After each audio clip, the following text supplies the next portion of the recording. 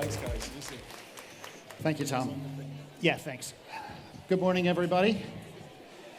Apologies for not bringing ice cream for breakfast. So I'm Chris Miller, head of global activism strategy at Ben & Jerry's. It's a bit of a mouthful. It is a pretty unusual position. I'm essentially a campaigner that sits inside a global ice cream company.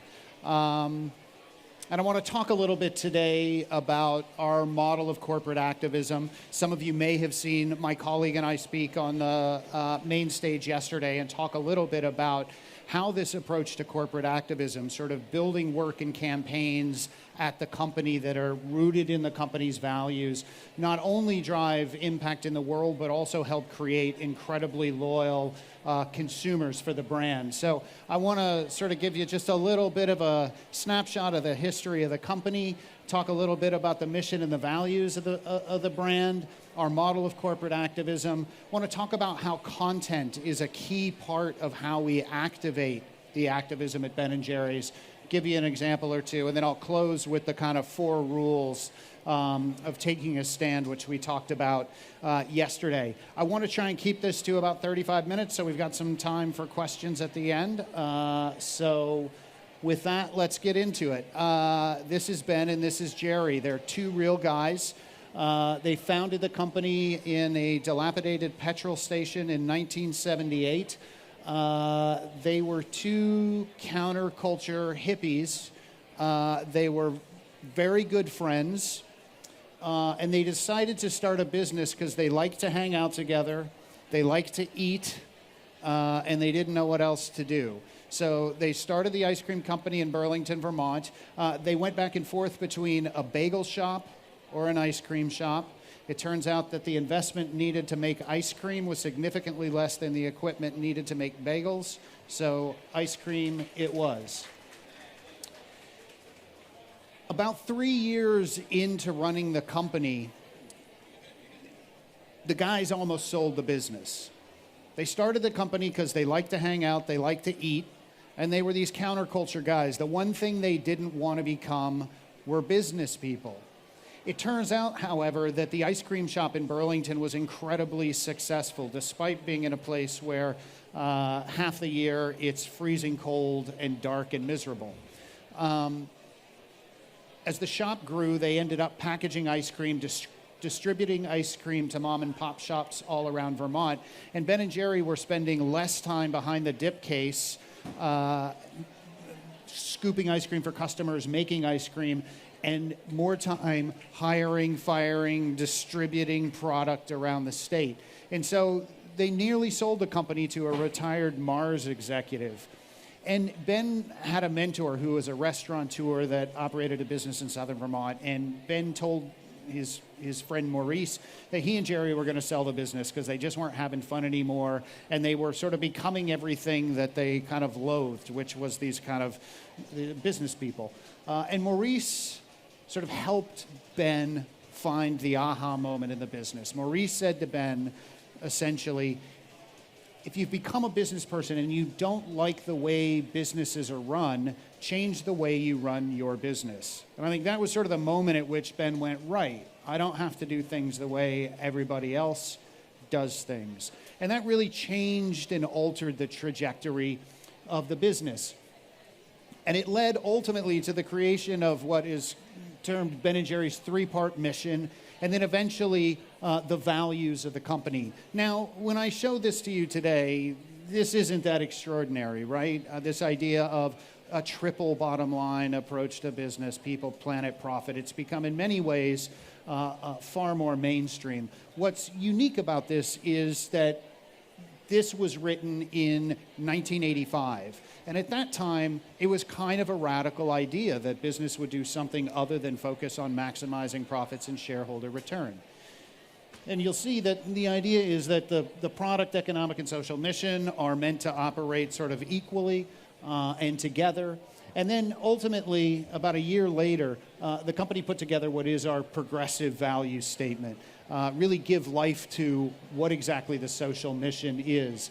And I won't bore you with the details of the progressive value statement, but a sort of nice summary is our core values. You know, we want to use the day-to-day operations of the business and the company's connection with culture and our consumer base to advance human rights and dignity, social and economic justice, and environmental protection and restoration. So those are our core values. Those values drive everything we do. And we're not a brand with a purpose, right? We're not a company that's one thing. We're not the clean water company. We're not the fight climate change company. We're a company that tries to use our business to advance these larger values. So that means we really are a company that are driven by these values, and those values inform how we activate both the social mission and the company. So we don't have a singular purpose. We work on issues of refugee and asylum seeker rights in Europe, work on issues of racial justice and criminal justice reform in the US, work on issues related to indigenous communities in Canada and climate change in Australia. But at its core, what we really try and do is advance movements for progressive social change. We'll talk a little bit more about the model and how we build strategies, but I want to start by sort of touching on something that we referenced yesterday from the main stage. Expectations around corporate citizenship are shifting. More and more people are looking for companies and brands to be a part of solving problems that our society is facing. I mean, let's be honest, companies and businesses in many cases are drivers of many of the problems that we face.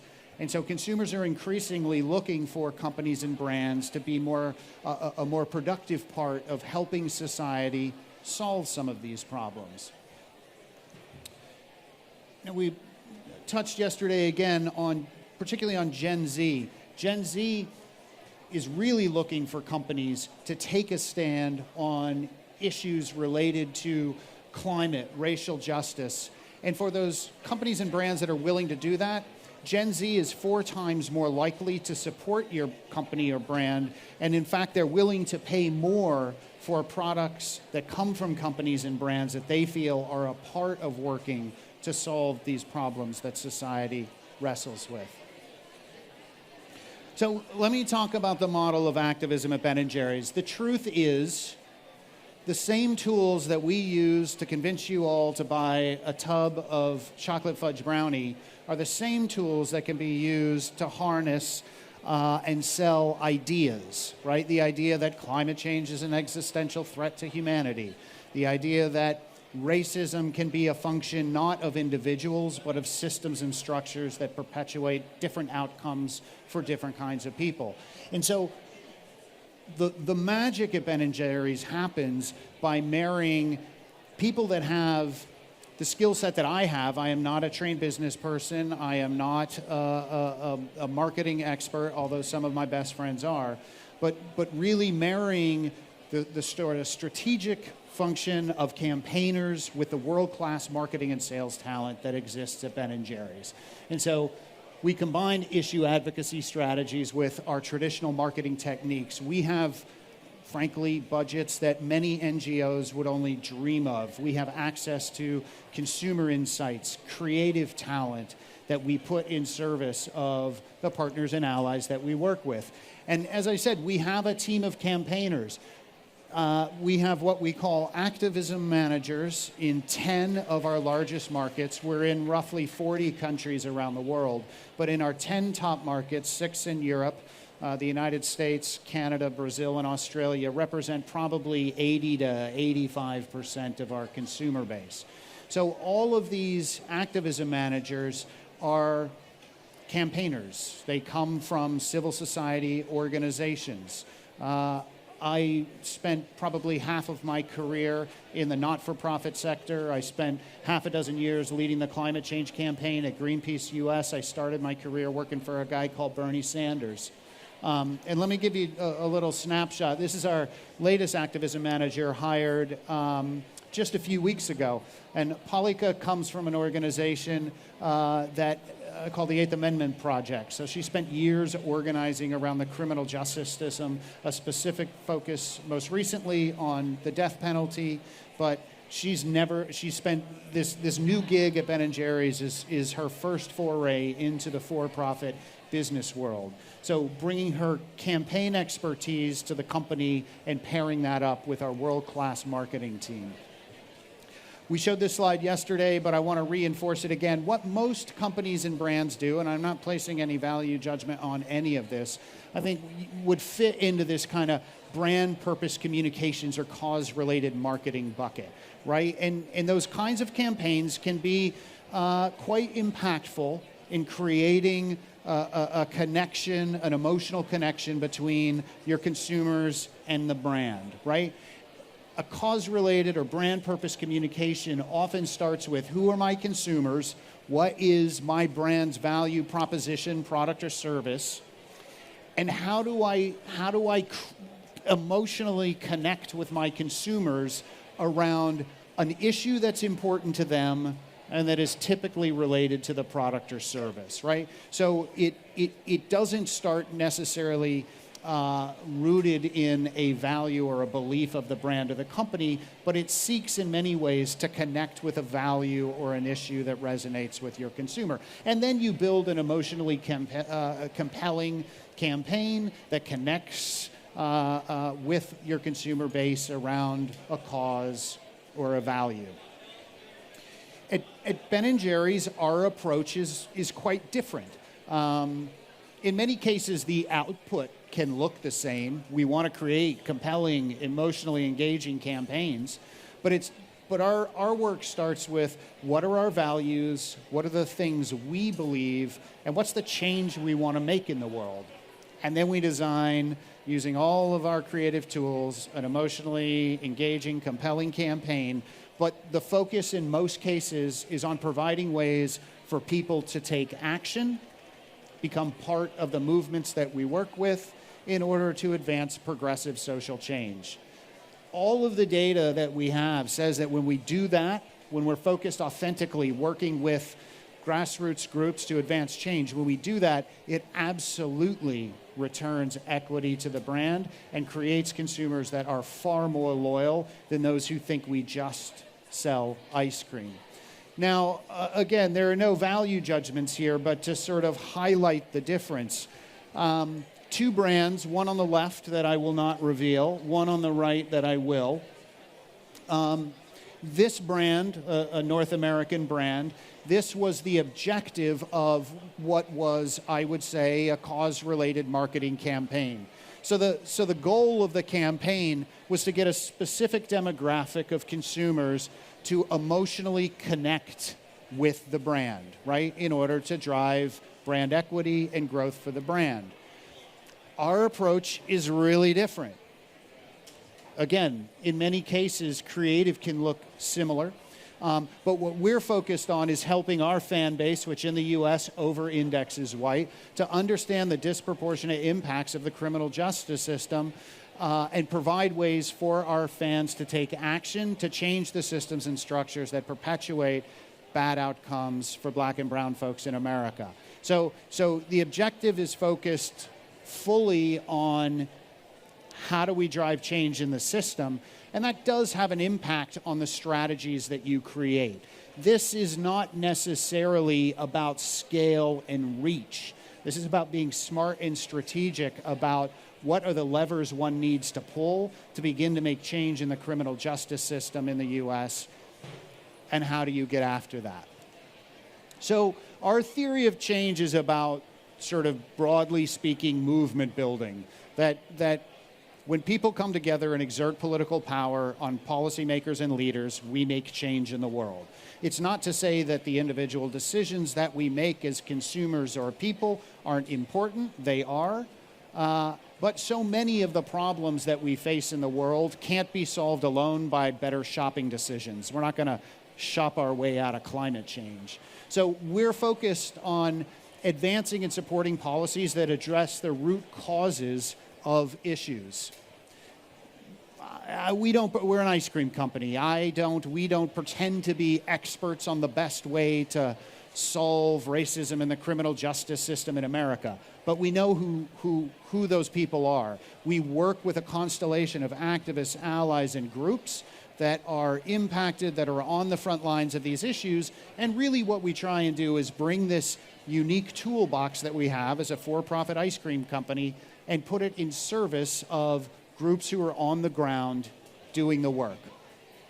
We sort of maintain, part of the activism manager's job is to maintain a pretty wide network of groups and organizations that come to us to ensure that we're supporting their work and ensure that we're doing the things that support their movement building. And finally, we're not shy about calling out policymakers and elected leaders to act on the issues that we care about. So, always led by partners. We are political. Let's sort of be honest. At Ben & Jerry's, we're unabashedly political. We're not partisan, we're not personal, but we are political. These issues that we work on in society are political by nature. The worst thing that can happen when you engage in this kind of work, when you take a stand on an issue that you know is going to be controversial, is generate blowback on both sides of the issue. So to generate blowback from people who disagree with you and not to have the back and support of the movement or advocates, campaigners that you're aligned with. And so we always ensure, to the best of our ability, that we're in lockstep with our partners and allies. We know some people will disagree with us, but the worst thing would be to be criticized by those who we are trying to work in support of. So again, not issue experts. And I think in many ways it's counterintuitive, particularly for big companies and brands, to invite activists and groups like Greenpeace or the Movement for Black Lives into the room. It's something that typically doesn't happen, and I would encourage more companies and brands to do that, to be open to hearing from those who are on the front lines of these issues, who are impacted by these kinds of issues. So just a little chart, how we operationalize it. Our activism managers are sort of owning and driving the strategy, and in a few slides I'll get to some concrete examples of what that work looks like. But the strategies are created in consultation and in partnership with our partners and allies, some of the groups that you saw on the last slide. Execution is owned by our marketing team. I don't have the budgets or the tools to the keys that deliver content, communications, and action to our consumers. It's fully owned by the marketing team. So it's a real partnership between my team and the marketing team. And it's a bit of a crossfade. We lead on strategy. We go to my marketing colleagues and tell them what we're trying to do and who we're trying to reach. And they help us operationalize the plan across all of the marketing channels that we have. It could be a special limited batch of ice cream. It could be digital communications. It could be events, festivals, rallies. It could be all of those things. But we have a pretty vast toolbox as an ice cream company, and I work with the marketing team to help operationalize these strategies. Again, with the partners at the center of the strategy. And it works. I mean, what's remarkable, what I like about this slide is, you know, these are not left-leaning publications here. You know, it's not The Guardian, these are very mainstream corporate communications, Harvard Business Review, Wall Street Journal, Bloomberg, sort of acknowledging this unique model of corporate activism that we've forged at Ben & Jerry's. And 2 years ago, we were awarded the most innovative company by Fast Company magazine, and it wasn't for all of our really cool innovative flavors like Topped and Sundays and Chunks and Swirls and all of that. It was for our corporate approach to activism. So it is a model and a way of engaging in the world that has a really important impact on the brand. And for those that we work with, this is what I would want our partners and allies to say about the work that we do, right? That we have this big megaphone and we're not afraid to use it. We understand that not everyone will agree with what we do, what our point of view is, and the work that we're doing, and we're really comfortable with that. Some of you may have seen we had a post in the U.S. that generated a bit of controversy just a couple of days ago. It was covered in some media here in the UK as well, and I'm happy to talk about that during the Q&A session. But we're not afraid to use this megaphone that we have to put it in service of our partners and allies. And one of the things that we really, one of the ways in which we add value to our partner and allies is that we speak to a really different audience.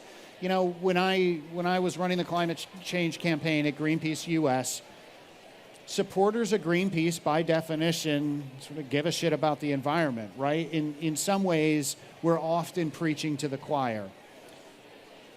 People love Ben & Jerry's because they like Chunky Monkey and chocolate chip cookie dough, and we get to play a bit of bait and switch, right? We bring them in with our fun, our connection to culture, our great flavors. We're able to engage them on these issues. And so we're able to help our partners reach audiences that they might otherwise not reach. So let me talk a little bit about our content model, because we have created what is essentially an in-house publishing operation in order to engage our consumer base and citizens in the work that we do. So in the old days at Ben & Jerry's, and I remember these days, I grew up in Vermont where the company was started. When Ben began to explore the idea of this model of corporate activism, we would pop up at festivals and you would get a free scoop of ice cream if you were willing to sign a postcard that Ben would stamp and send to members of Congress on, at that time, working on issues around childhood education and healthcare. So on a good day at a festival, maybe we'd get 2,000 or 3,000 postcards addressed to policymakers. Today, through the digital and social channels, we've got a Ben & Jerry's podcast. We have the ability to literally reach millions of people in minutes. And so our ability to scale this work is exponentially more powerful than was the case in the early days of the company. And so engaging our consumers and citizens through digital and social channels is super important. And in fact, when you look at the most engaged posts on our social channels, the most shared posts on our social channels, you will see that I believe there is just one post that is flavor related. This was a limited batch flavor for a Netflix show. But all of the others, and these are organic posts, these are not paid, all of the posts are kind of values advocacy related posts. They just, our social and digital channels are multifaceted. We're not one thing. You may have seen, some of you, the slide we put up yesterday. In the ice cream category in the US, we're roughly 18% of social media posts, and we're 64% of the engagement. It's because we're like a person. We're multifaceted. My Instagram handle is not the same picture of me in this weird colored hoodie every day. It's multifaceted the way I am. So we produce a lot of content. So this was 22, over 1,000 pieces of content across these channels. And roughly a quarter of the content is values or advocacy related. So we are an ice cream company. About 3/4 of the content is fun ice cream stuff. But a quarter of the content we create is rooted in our values. And again, the top performing content is almost always consistently activism-related content. So for 2022, our top performing piece of content in terms of engagement was related to the High Court's decision in the US to overturn a constitutional right to abortion. And in terms of conversion, so getting people to take an action and contact a policymaker, our top performing post was around cannabis justice. So as states around the US legalize marijuana, there are still tens and tens of thousands of people who are paying the price of conviction for marijuana crimes. And so as states legalize it, we are working with a coalition of groups to institute absolving charges for marijuana convictions so that justice goes along with legalization. Let me give you a little bit of a case study. I think part of the way we operationalize this activism model is we have a very broad reach on digital and social channels as a national brand, but at the end of the day, sort of change happens at the local grassroots level. This is work, again, in the US, in the city of St. Louis, Missouri. We've been working on issues of criminal justice reform for probably 4 or 5 years. It is a system and structure in the US that has an incredibly negative impact on people of color. People of color are 11 times more likely to be in the system. Black men in America, 1 in 3 black men in America will spend time in the criminal justice system during their lifetimes. We lock up more people in the US per capita than any other nation on the planet. China, Russia, any other planet by far. The city of St. Louis, so we want to work in places where we can find examples that we can use as a model to highlight the broader national problem. In the city of St. Louis, there was a prison where more than 90% of the people were being held for lack of cash bail. So in the US, when you are charged with a crime, you are often forced to put up a cash bond in order to secure your release so that you will come back for the trial. But it is a system that profoundly and disproportionately impacts poor folks, right? Wealthy folks who have wealth, who have a home, are able to post bail, and folks who don't have access to those resources aren't. So this prison, called the Workhouse in St. Louis, held people who didn't have money to post their bond. They had not been convicted of anything. They were simply being held because they were poor. On average, they would spend 320 days in the prison before their case was adjudicated, and in most cases, these were low-level minor offenses. They literally were being held because they were poor. The city of St. Louis is about 50% black. The population in the Workhouse was 96% black. So it was a prison that was having a massive and disproportionate impact on black folks in the city of St. Louis. And in many ways, it broke what Americans are taught about our criminal justice system, that you are innocent until proven guilty. In this case, you are assumed guilty, you are locked up, and you are held until your trial.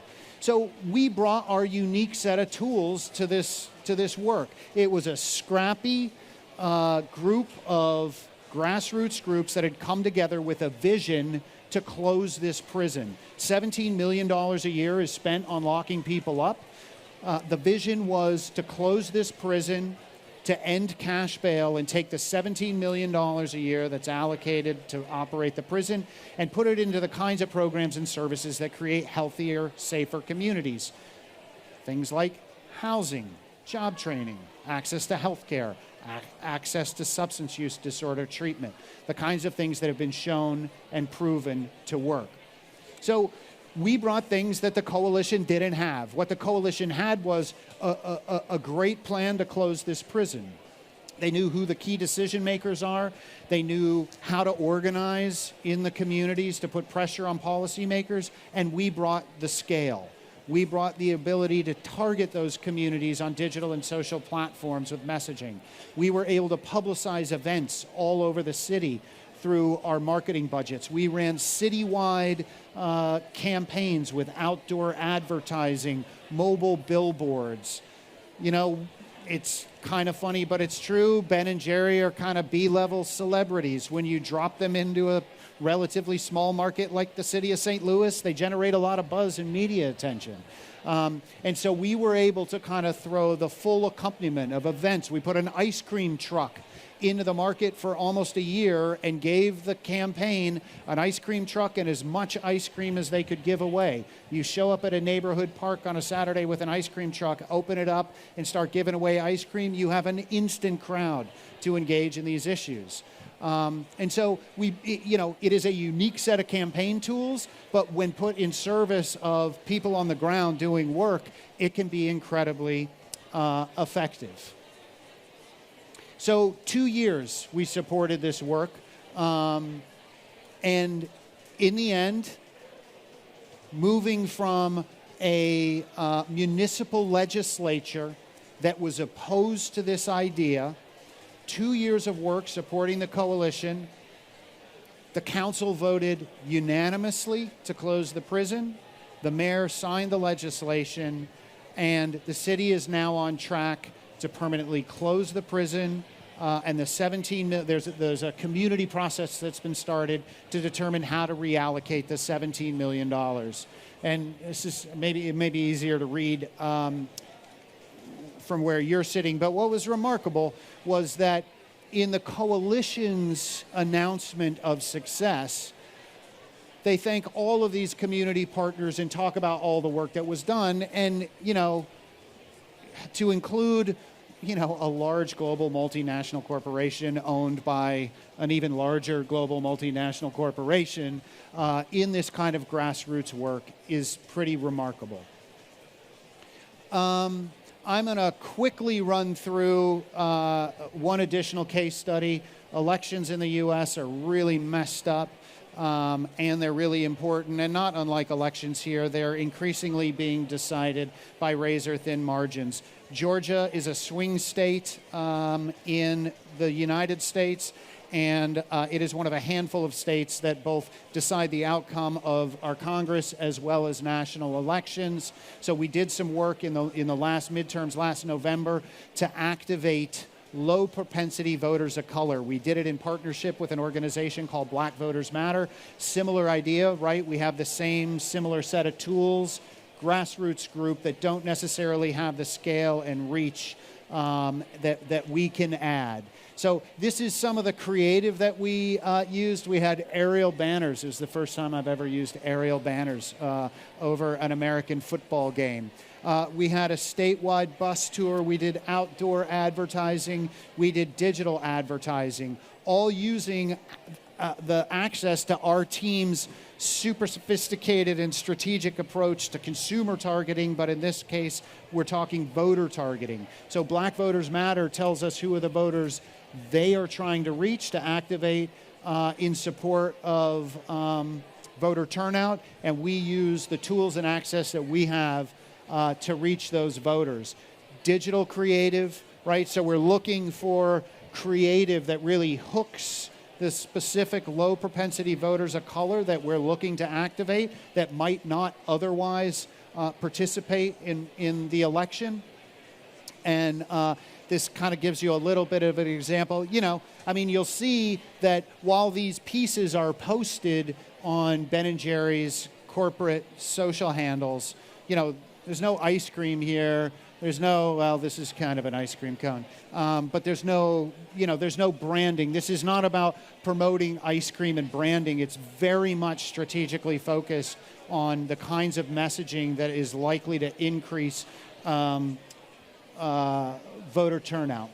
So, and here were kind of the results, a quick sketch up top of some of the tactics. So billboards, kiosks, buses traveling the state, the sky banners over the football games. We ran radio spots in 6 key markets, full-page advertisements in local newspapers in targeted communities, 44 in-person events that we were able to promote on our digital and social channels, right? This is a scale that our partners would not have been able to achieve absent our resources. And we had 119 million impressions. We had 500,000 clicks through to our voter resource center. And we had 16,000 low propensity voters who pledged to vote on our platform that we were then able to retarget and message in the run-up to the election. This election was decided by something like 22,000 votes. So this idea of deep targeting 16,000 voter pledges following up, is not without impact in a state that's critically important. Georgia is responsible for keeping control of the United States Senate for the Democrats. So I'm going to close now with the 4 rules that we had yesterday in the presentation from the main stage around feeling comfortable taking a stand, things to think about. Marketers and brands are told that it's time to get off the sidelines. I would suggest that there are no longer sidelines, but you got to pick a side. That generally it's better to be talked about than not talked about. This work that we do drives a lot of buzz. It can be controversial, but it keeps us relevant to the culture and society and the issues that culture and society are wrestling with. We feel really strongly our job is not to say what's popular, it's to help make popular the things that need to be said. And that in the end, we're fully comfortable with the idea that not everybody is going to like what we do. And we're happy to have them enjoy a tub of Haagen-Dazs. It's better to be loved intensely by some than inoffensive to everyone. So with that, I thank you for your attention, and I'm happy to take any questions, comments, thoughts that anyone may have. Thank you.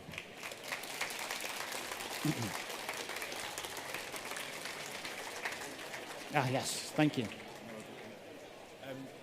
Thank you for an insightful presentation, and we've got I assume, some serious questions, but I have to ask about the shoes. Are these Ben & Jerry's Nikes? Yeah, these are. Like can you hold them up for the guys? Yeah, can you see my shoes? These are Chunky Dunkies. This was a collab that we did with Nike. This is one of the fun things that we do. They are kind of highly sought after. There were only 5,000 pairs made. And I kept them in my closet for a long time because people pay a lot of money for them. And then I thought, I'm just going to die and there's going to be a new pair of Chunky Dunkies in my closet. So now I just wear them, and they're pretty fun. So, slightly different question. I was reading an article in Performance Marketing World that says that the internet and the advertising within it is responsible for more carbon emissions than the airline industry. And the airline industry is the poster child for carbon emissions, right? So that's a tension for all of us. That's uncomfortable, right? We're complicit in the problem. So how does Ben & Jerry's approach that conundrum? It's a good question. One, I will say we're an ice cream company. We have a big carbon footprint. Two, we have a team of people whose job it is to work day in and day out to make our company and its operations as kind on the planet as it can be. What I would say is that companies that ultimately, I alluded to it in my comment about shopping our way out of climate change, we need policies at the economy-wide level that speed the transition to a low-carbon economy. We can't fight and win the battle against climate change going company by company. So, yes, technology, the internet is powered by energy that too often is created by fossil fuels. The answer is not to post less on Twitter. The answer is to compel our leaders to take action to decarbonize the energy system. We have been strong advocates for the need to do that. Do we have any questions from the room? say where you're from. Hi, I'm Chloe. Thanks so Hi, much for sharing everything that you did. It was really insightful. I think your colleague spoke yesterday about it was the article with Priti Patel. Yes. And she spoke about how for most brands that would be seen as a crisis internally. Yes. Do you ever come up against any resistance internally? And how do you kind of navigate that? Yeah, it's not... What I like to say is this is not the easiest way to sell ice cream. This is the most impactful way to sell ice cream. So the post I alluded to earlier, we put up a post 2 days ago, July 4th, Independence Day in the U.S., talking about Mount Rushmore. So some of you may know Mount Rushmore in the U.S. is that weird, iconic mountain that we blew up and put the faces of 4 American presidents on. That is sacred land to the Lakota tribe, the indigenous community from that area. And we put up a post that suggested that now was the time to give this land back to the Lakota people. It generated a lot of pushback from the right in the U.S., a lot of conservative media outlets, played a little bit of whataboutism with us. Well, so I assume that means you're going to give back the land your ice cream factory's on.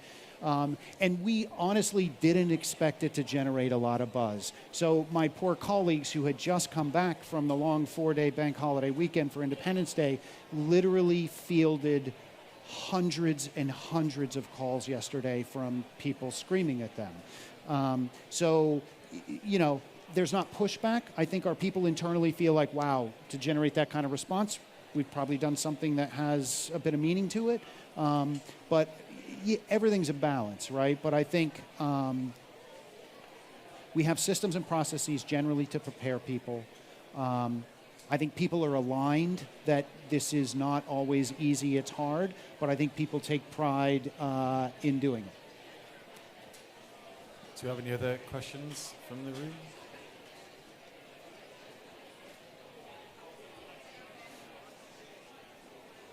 Hi, I'm Kat from Shoot the Moon. Hi. I just wanted to know, in terms of how you decide which campaigns and causes to support and how much of that is pre-planned versus reactive? Yeah, it's a good question. That's a question we probably get asked most.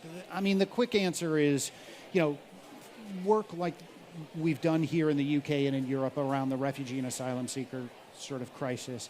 We've been working on those issues for 5, 6+ years here. That will continue to be the focus of our work here. That issue is a defining issue for politics and society in Europe, right? It's driving elections. It drove Brexit. It's at the heart of.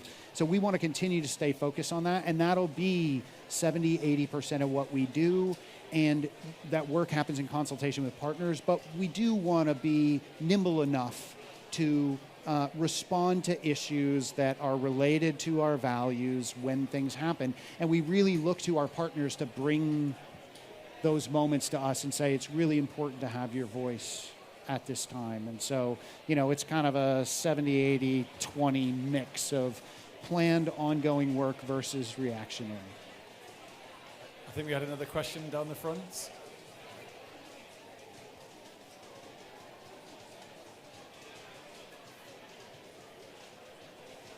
Hi, I'm Dallas. I was interested because you talk a lot about the messaging, I guess, that goes to consumers and to politicians, and Ben & Jerry's has always been that sort of speaking truth to power.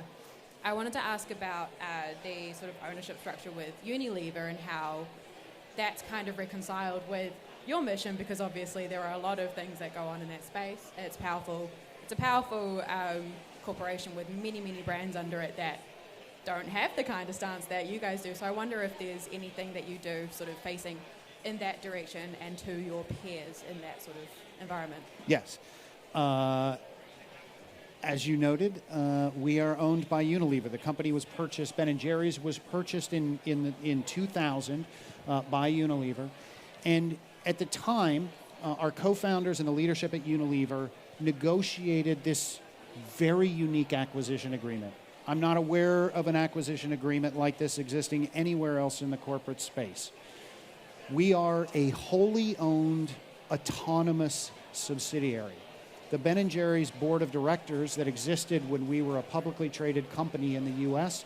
was retained when we were acquired by Unilever, and that company board has legal authority over the company's social mission and what's deemed essential brand integrity. And so we have a level of independence and autonomy to pursue the work that we do independent of Unilever. Now, we don't speak on behalf of Unilever. Unilever doesn't speak on behalf of us. And we have an incredibly close working relationship with Unilever. We ensure to the best of our ability that they are updated on everything that we're doing, that they're not caught off guard or surprised by the things that we do, that their consumer care lines have the Q&As that they need to respond when angry Ben & Jerry's customers call the Dove care line. But I think, at the end of the day, we have been an incredibly successful brand. This company has grown year over year for 45 years. We're one of, I believe, 14 Unilever brands that are €1 billion or more in turnover out of more than 200 and some odd brands.